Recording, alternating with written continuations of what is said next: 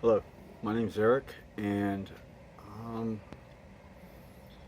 I've felt like turning on the video recorder and talking for a minute about September the 11th, 2001, because this is the first week of October 2016. We just, a few weeks ago, had the 15th anniversary of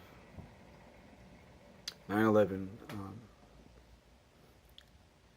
go by, and I was kind of shocked and disappointed that I didn't see any introspectives, any television documentaries, specials, or any magazine covers or anything like that. Talking about it. It's like almost like it didn't happen. It bothered me, and so I was sitting out here tonight, thinking about stuff. I just turned 50 recently, going through that kind of thing. Anyway, and I'm just curious, what 9/11 means to people. For me, it was the national event of my lifetime. Nothing else in my lifetime comes close to it. And what's sad, what bothers me the most is the official story of what happened that day is complete bullshit. It's bullshit.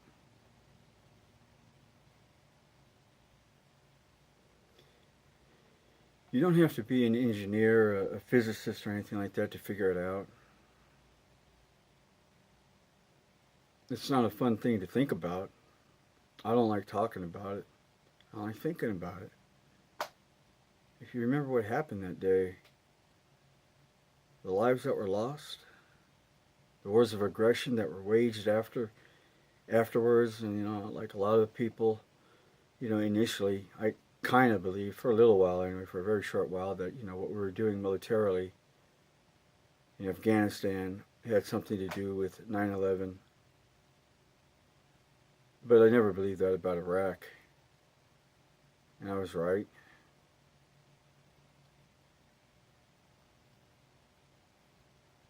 The Bush-Cheney administration cynically used the real fear and anger.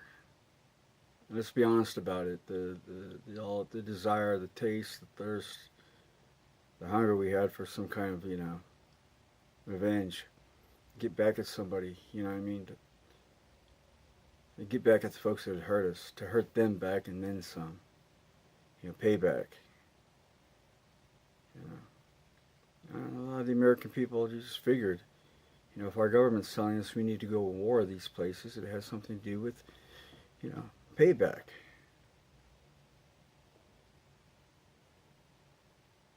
And especially, I don't know the numbers about Afghanistan, but when it comes to Iraq, it's our going to war there and doing what the administration ordered to have happen, and the brass hats at the Pentagon who went along with it. It's almost like Luciferian in scope. Saddam Hussein and his government had absolutely nothing, nothing, to do with the events of September 11th, 2001. And the most conservative numbers I've seen to date as relates to civilian deaths in the country of Iraq. We're talking senior citizens, babies, toddlers, men, women, young people right at the start of their life, teenagers, maybe getting ready to start college, get married. most conservative number I've seen is 250,000, a quarter of a million Iraqis dead since the beginning of the Iraq War, since 2003, dead because they're at the receiving end of some kind of military, American military action. A quarter of a million of them dead for no other reason than they happen to be Iraqi at the wrong time. They did that in my name. They did that in the name of the American people.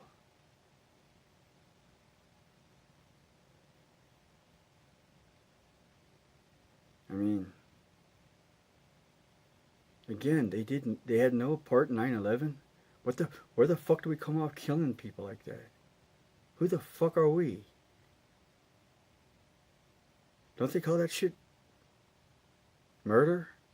Isn't that murder?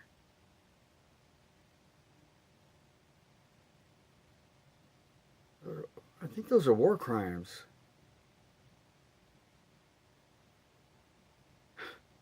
It's amazing, you know, if someone's not white and being killed by some military somewhere, American people, you know, we can kind of like glimpse at the news coverage while we're eating dinner and just dismiss it so easily. Ah, fuck it. To our shame.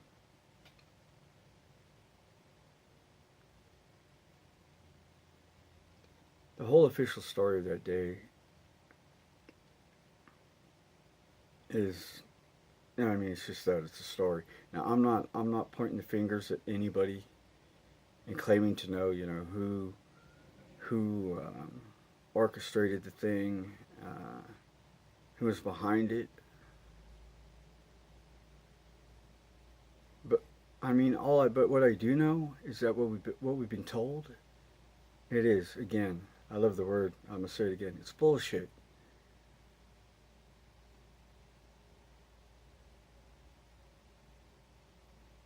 And you know it's bullshit from the get-go, from the very beginning of the story of that day. They tell us that on 4 different flights, 4 flights that got commandeered. You know, these are modern United Airlines, American Airlines passenger jets, 757s, I think 767s. I think all these flights had at least, you know, like 80, 90 people, passengers on them. These flights get commandeered by a handful of guys with box cutters. I wish I had one right now for demonstration effect, but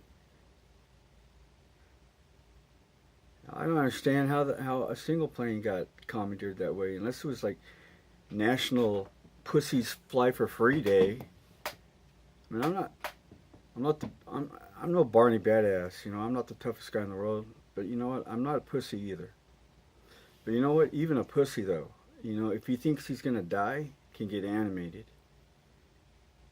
And so, what do you got going on? You got maybe planes at their cruising altitude, 35,000 feet or so.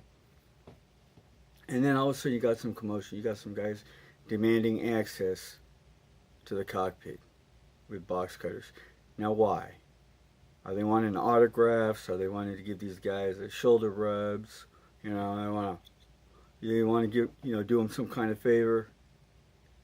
Or do they got something nefarious on their mind? You know, if I'm on that flight, I'm thinking, nah, I want to get to where I'm supposed to be going. I want to arrive at my destination. These guys, this crowd getting in the cockpit ain't gonna be good for that. And if I gotta wrap my jacket or something around my, you know, my arm and get cut up a little bit, and just say, nah, sit the fuck down.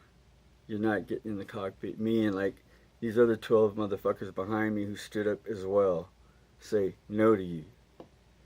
And if you don't stop acting stupid, we're gonna have to sit your ass down and get some duct tape and put you, you know, like those really cheap seats way in the back, you know, right by the bathrooms, you know. You just tape them up and leave them there till, I don't know who handles that kind of thing, whatever. I guess it's federal, so it'd be like the FBI or something, I guess. To let the FBI hand you over to the FBI when we land. And just from the get-go. You know, that doesn't happen. People who want to live are not going to allow those guys to get in the cockpit with some fucking box cutters. And you know what? That scenario did not just happen on September 11th once. Supposedly that same scenario went down and 4 planes were commandeered that way that day. Give me a break. That dog don't hunt. It don't work. And then there's the science and all the rest of it that day. You know, the buildings coming down. The flying that these guys supposedly did after commandeering the planes. Our defense systems failing the way they did. And on and on and on. It's just bullshit. I mean, I'm curious as to how many people know that there's a third building besides the towers that came down that day. There's a WTC 7. And there's videotape of it if you look for it. And it comes down in a way that if you had hired somebody to bring a building down, even the most sort of stingy, sort of skinflint sort of person, businessman, having hired somebody to do that, I think would just be inclined to go, damn, they did such a good job. I'm gonna give them boys a bonus. I'm gonna write them a check. Give them a tip. They did such a fucking good job of it. I mean, that's how this building 7 comes down. I mean, it's not just an obvious, instance of controlled demolition. That's fucking, it's a textbook. I mean, they did a great job of it.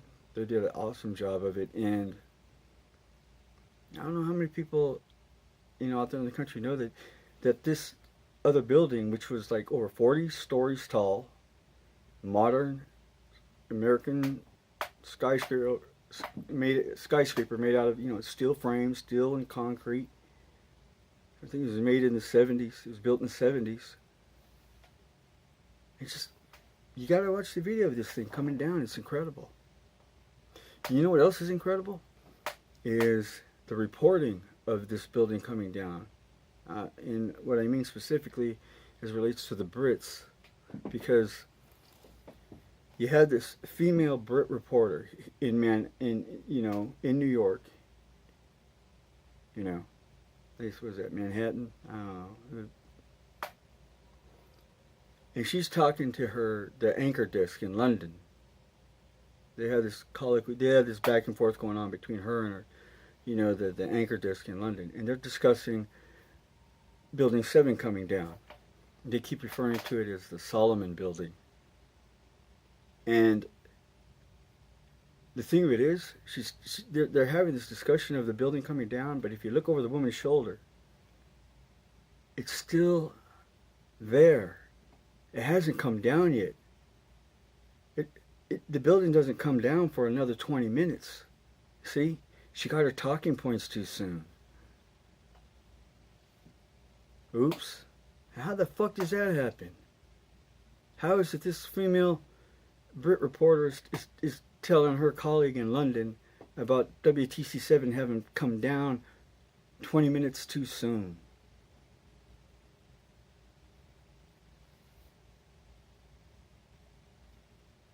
Anyway, we just had the anniversary of September 11th, and I remember the people that died that day.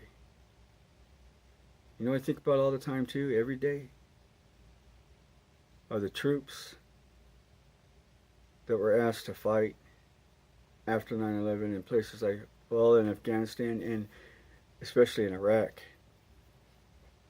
They were asked to fight in these wars that didn't have a righteous wind at their back.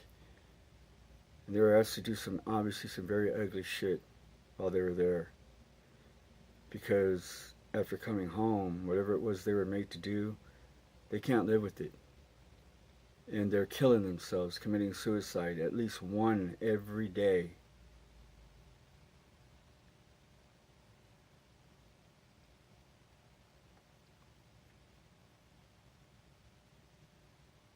You think about that. You think about the shit that they were doing up top in those buildings before they came down. I've studied the hell out of it, and it's in my opinion, not too long before the buildings came down, 1 and 2, they were doing things. They were cutting the frame of this, structure of this building in key points to make sure that when they started the demolition of those buildings, that it happened the way they wanted to. But they weren't going to do it with explosives. I have people saying, "Well, what's going on with these explosions?" So they were using incendiaries, these things that are, when they're set off, are burn really hot, over 2,000 degrees. It's stuff called thermite, and they're causing, in different locations in the building, tremendously hot temperatures. I mean, let's put it this way.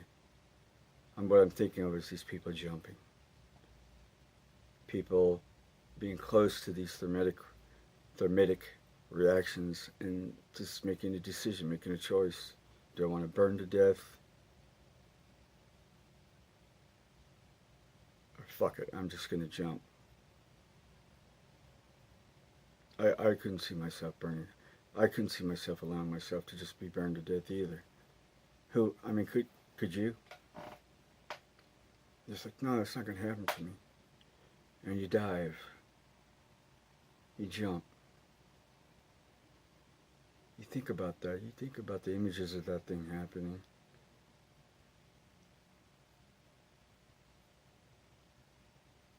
It's the American event of my lifetime. We just had the 50th anniversary. I didn't hear a fucking thing about it on the news. And if you've taken any serious look at the events of that day, again, without trying to point a finger at who gave the orders or whose plan it was, I'm not, before you go looking for, someone to prosecute for having committed a crime, you have to acknowledge that there was a crime first. Then you can start investigating and see where the evidence leads you. But,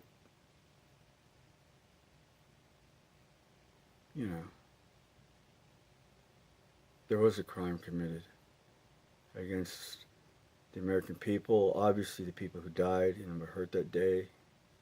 What about all the rescue workers, all the heroes who descended on Ground Zero that very day and was told by our government, who knew that very day, because the U.S. geological people were over there sampling the air and knew how caustic that shit was, all that dust that was everywhere. And the toxicity levels of that shit, it was like, they got some scale they use that goes between like 0 and like, I think it's 14. It's some kind of toxicity scale that they use. And it was like a 12. It had a toxicity level of liquid drain cleaner. So when these rescue workers, these EMTs and firefighters and just American citizens, just trying to save lives, and they were showing up at Ground Zero, would go in there and try to do something, and they were breathing this shit in. The government telling them it's okay. Did you ever see any footage of anybody wearing respirators or masks or something like that? I mean, I'm sure they would have put them on, It's like if you're wearing a mask, it can't stop you from being a hero. But they didn't think they needed them. They believed the government, and when the government said it was okay. But the government knew that it wasn't okay to breathe that shit. And when that dust would hit your lungs, it hit the moisture in your lungs again. It had a toxicity level of, like liquid plumber, like Drano. And they're, and we all know how they're all suffering today with all these, health situations that they all got, And the Republican Party, For years, I mean, you know, Jon Stewart had to shame the fucking. Excuse me. Battery saver thing came on. But I was just saying that Jon Stewart had to shame the GOP into supporting a bill to provide health care services for these people. And for years they'd been holding it up because they didn't want to acknowledge that a Republican administration had lied to these people about the quality of the air. You know, sickening. Anyway, I'm just ranting. I just love this country, and my country got hurt that day. And I think more people ought to ask questions. Ask questions. It's not fun stuff to learn, but it's the right thing to do.